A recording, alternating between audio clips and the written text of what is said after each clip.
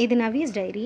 Working உமனோட lifestyle and day routine பார்க்கணுன்னா இந்த சேனலை சப்ஸ்கிரைப் பண்ணிவிட்டு வீடியோவை தொடர்ந்து பாருங்கள். இது ஒரு மிடில் கிளாஸ் ஒர்க்கிங் மாமோட lifestyle and day routine தான். இது 10th ஆகஸ்ட் சாட்டர்டே விலாகு. சாட்டர்டே மார்னிங் நான் என்ன பண்ணேன் அப்படின்றது தான் உங்களோட இன்றைக்கி ஷேர் பண்ணியிருக்கேன். 4 டேஸாக கோல்டு இருக்கிறதுனால என்னால் ரொம்ப பேச முடியல. இன்றைக்கி வாய்ஸ் கொஞ்சம் பெட்டராக இருக்கிறதுனால தான் இன்றைக்கி பேசியிருக்கேன். அதனால தான் வீடியோவும் அப்லோட் பண்ணாமல் வச்சுருந்தேன். இன்னைக்கு கொஞ்சம் பரவாயில்ல, கொஞ்சம் அட்ஜஸ்ட் பண்ணிக்கோங்க. இது சாட்டர்டே மார்னிங் நான் எடுத்த விலாகு. மார்னிங் ஆஸ் யூஷுவல் மேடையை ஒரு தடவை தண்ணியை தொட்டு நான் தொடச்சிட்டு விலைக்கு வச்சுருக்க எல்லா பாத்திரத்தையும் எடுத்து அடுக்கி வச்சுட்டேன். சிங்கில் ஒரு பாத்திரமும் இல்லை. நேற்று நைட்டே நான் எல்லாத்தையும் வாஷ் பண்ணி வச்சுட்டேன். ஃபஸ்ட்டு நமக்கு பூஸ்ட் கொடுக்குற காஃபி தான். காஃபி கலக்கிறதுக்கு எங்கள் 3 பேருக்கும் தேவையான அளவு பால் இருந்ததுனால புது பாக்கெட் ஓப்பன் பண்ணலை. ஆல்ரெடி உடைச்ச பாக்கெட்டே இருந்தது. அதுலேயே 3 பேருக்கும் காஃபி கலந்தாச்சு. நான் எப்பவும் போல் இன்ஸ்டன்ட் காஃபி தான். காஃபியை குடிச்சிட்டு அடுத்தது வேலையை ஆரம்பிக்கலான்ட்டு ஃபஸ்ட்டு காஃபி தான் நாங்கள் 3 பேரும் குடித்தோம். நவி தூங்கிட்டு இருந்ததுனால எங்கள் 2 பேருக்கும் எடுத்துகிட்டு அவளுக்கு ஊற்றி வச்சுருவேன் வழக்கம் போல். எனக்கு லீவுன்றதுனால நவி கொஞ்சம் நேரம் தூங்குவா எக்ஸ்ட்ராவாக. அவளை டிஸ்டர்ப் பண்ண வேண்டாம், அவள் தூங்கிட்டு நெய்கட்டும். ஒர்க் இருக்க அன்றைக்கை விட ஒர்க் இல்லாத அன்றைக்கி தான் வேலை அதிகமாக இருக்க மாதிரி இருக்குது. இன்றைக்கி தோசமாக வரைக்கிற வேலை இருக்குது. துணி துவைக்கணும்.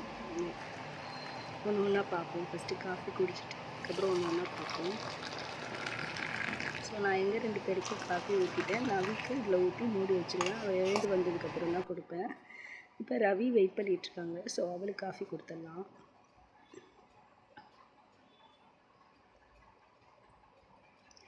நவி அவள் செய்ய வேண்டிய வேலையெல்லாம் இந்த போர்டில் எழுதி வச்சுருக்கா. ஃபஸ்ட்டு உருளியில் பூ போட்டுடலாம். நான் ஒரு 3 days ஒன்ஸ் உருளியில் இருக்க பூவை மாற்றிடுவேன் கொஞ்சம் வாடினதுக்கப்புறம். இன்றைக்கி நான் போட்ட கோலம் இது தான். காலையில் வாசல் தெளித்து கோலம் போட்டாச்சு. துளசிக்கு தண்ணியும் ஊற்றியாச்சு. என்னன்னு தெரியல, நான் வாங்கி வச்ச துளசி எல்லா இலையும் ஒன்று ஒன்றா மெதுவாக உதிர்ந்துட்டுருக்கு. அப்போ எல்லாம் உதிர்ந்துட்டு அதுக்கப்புறம் வளருதா அப்படின்ட்டு கோலம் ஏதோ எனக்கு தெரிஞ்ச மாதிரி போட்டு வச்சுருக்கேன். இன்றைக்கி மார்னிங் பொங்கல் தான் வைக்க போகிறேன். சாம அரிசியில் பொங்கல் வைக்க போகிறேன். வீட்டில் இருக்க அன்றைக்கி இந்த மாதிரி ஐட்டத்தை பொறுமையாக செஞ்சு கொடுக்கலாம் அப்படின்றதுக்காக தான் நான் இன்றைக்கி சாம அரிசியில் பொங்கல் வைக்க போகிறேன். ஃபஸ்ட்டு 2 டம்ளர் சாம அரிசியும் கொஞ்சம் பயத்த பருப்பையும் எடுத்து நல்லா கழுவிட்டு இதில் 1க்கு 3 அப்படின்ற இதில் தண்ணி ஊற்றி வச்சுருக்கேன். இதில் கொஞ்சம் சீரகம், தேவையான அளவு உப்பு இதையும் போட்டு குக்கரில் விசில் வரட்டும் அப்படின்னு அடுப்பில் வச்சுருக்கேன். இது ஒரு 4 விசில் வரட்டும். அதுக்குள்ளே தேங்காய் சட்னி அரைக்கிறதுக்கு 2 பச்சை மிளகாய், கொஞ்சம் பொட்டுக்கடலை, தேங்காய் வந்து திருவ தான் போகிறேன். இந்த தடவை கீரி போட போகிறதில்ல.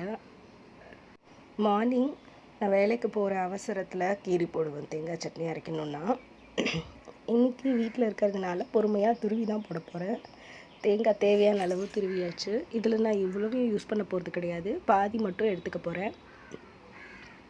ஸோ கொஞ்சம் தேங்காவை போட்டுட்டு இதில் கொஞ்சம் தேவையான அளவு உப்பு போட்டு இந்த சட்னியை அரைச்சி எடுத்துக்கலாம். அப்புறம் இதில் தாளித்து கொட்டிடலாம். நான் பொங்கலுக்கும் இதுக்கும் சேர்த்து தாளிக்க போகிறேன். அதனால் பொங்கல் தாளிக்கிறதுக்கு தேவையான மிளகு, சீரகம், கருவேப்பிலை, அதோட முந்திரி பருப்பு எடுத்து வச்சுருக்கேன். என்கிட்ட முந்திரி பருப்பு ஒன்று தான் இருந்தது. அதனால் சரி அது மட்டும் போடலாம் அப்படின்னு எடுத்து வச்சுருக்கேன். மிளகு நான் முழுசாக போட்டால் எல்லோரும் எடுத்து வச்சிடுறாங்க. அதனால் நான் அதை கொஞ்சம் பொடிச்சு அதுக்கப்புறம் அதில் போட போகிறேன். ஸோ இப்படி போடும்போது அதை அப்படியே சாப்பிட்ருவாங்க அப்படின்றதுனால இப்போ ஒரு சின்ன கடாயில் சட்னிக்கு தேவையான தாளிப்பு தான் செய்ய போகிறேன். கடுகு கொஞ்சம் போட்டு அது நல்லா பொரிஞ்சதுக்கப்புறம் 2 கருவேப்பிலையும் போட்டு இதை சட்னியில் கொட்டிடலாம். நான் தேங்காய் சட்னி தாளிப்பு இல்லாமலே சாப்பிடுவேன். ஆனால் ரவிக்கு தாளிப்பு இருந்தால் தான் அது தேங்காய் சட்னி அப்படின்ற ஃபுல்ஃபில் ஆகும். அதனால் நான் தாளிச்சிடுவேன். இப்போ பொங்கலுக்கு தேவையான அளவு நெய் விட்டு இதில் எடுத்து வச்சுருக்க பொருள் எல்லாம் போட்டு கொஞ்சம் கலர் மாறினதுக்கப்புறம் முந்திரி பருப்பையும் போட்டு கருவேப்பிலையும் ஃபைனலி போட்டு இதை வந்து பொங்கலில் கொட்டிடலாம். உங்கள்கிட்ட பெருங்காயம் பவுடர் இருந்ததுன்னா அதையும் தாளிக்கிறதுல போட்டுடலாம். ஒரு சிவப்பு மிளகாய், அது ரெண்டுமே போடலை. இப்போ பொங்கலை நல்லா கிண்டிட்டு இது எப்படி இருக்குன்னு பார்ப்போம். ஓரளவு தேவையான கன்சிஸ்டன்சியில் இருக்குது. ஸோ சூப்பராக பொங்கல் ரெடி ஆகிடுச்சு. ரவிக்கு பொங்கல்னால் ரொம்பவே பிடிக்கும். இன்றைக்கி பிரேக்ஃபாஸ்ட்டு சாமை பொங்கலும் சட்னியும். இது முடித்ததுக்கப்புறம் ரவியை சாப்பிட வச்சுட்டு நான் ஒரு வேலையாக பார்க்க ஆரம்பிச்சிட்டேன். அவங்க கிளம்பியாச்சு காலேஜுக்கு. இன்றைக்கி ஆல்ரெடி காய வச்சுருந்தேன். நேற்று காய வச்சுருந்த துணியெல்லாம் நல்லா காஞ்சிடுச்சு. நேற்று நைட்டு எடுக்க முடியல, அதனால இன்றைக்கி எடுத்து அதை மடித்து வச்சுட்டேன் ஃபஸ்ட்டு. அதுக்கப்புறம் நான் கிரைண்டரில் அரிசி போட போகிறேன். இது அடுத்த ஒரு வாரத்துக்கு தேவையான அளவு அரிசியாக இருக்கும். ஒர்க்கிங் டேஸில் தோசை மாவு அரைக்கிறது ரொம்பவே டிஃபிகல்ட்டாக இருக்கும். அப்படின்றதுனால நான் சண்டே ஒரே ஒரு நாள் மட்டும் அரைச்சி வச்சுருவேன். இன்றைக்கி நான் இஞ்சி புளி பண்ண போகிறேன். அதுக்கு தேவையான அளவு புளியை ஊற வச்சுட்டேன். மற்ற வேணுன்ற பொருள் எல்லாத்தையும் எடுத்து ரெடியாக வச்சுட்டேன். ஃபஸ்ட்டு இஞ்சியை நல்லா தோலை செத்திடலாம். நான் கத்தியால் செத்துறதை விட இந்த மாதிரி ஸ்பூனால் செத்திடுவேன்.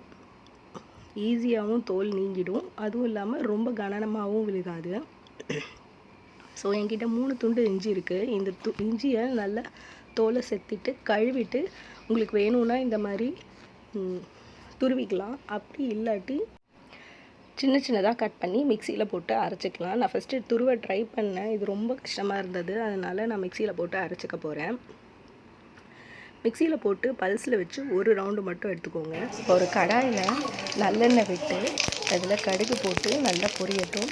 இந்த கடுகு பொரிஞ்சதுக்கப்புறம் இதில் அரைச்சி வச்ச இஞ்சியை நல்லா ஊற்றிட்டு கொஞ்சம் மிக்ஸ் பண்ணிக்க போகிறேன். அதுக்கப்புறம் கரைச்சி வச்சுருக்க புளி ஒரு சின்ன நெல்லிக்காய் அளவு, அதுக்கப்புறம் மஞ்சத்தூள், சிவப்பு மிளகாய் பொடி, உப்பு, இது எல்லாத்தையும் அதில் போட்டு கொதிக்க விட போகிறேன். அதுக்கப்புறம் இன்னொரு சின்ன கடாயில் கொஞ்சமாக வெந்தயமும் கடுகையும் நல்லா பொரிய விட்டு அதை எடுத்து ட்ரை ரோஸ்ட் பண்ணி அதை இதில் ஊற்றிக்க போகிறேன்.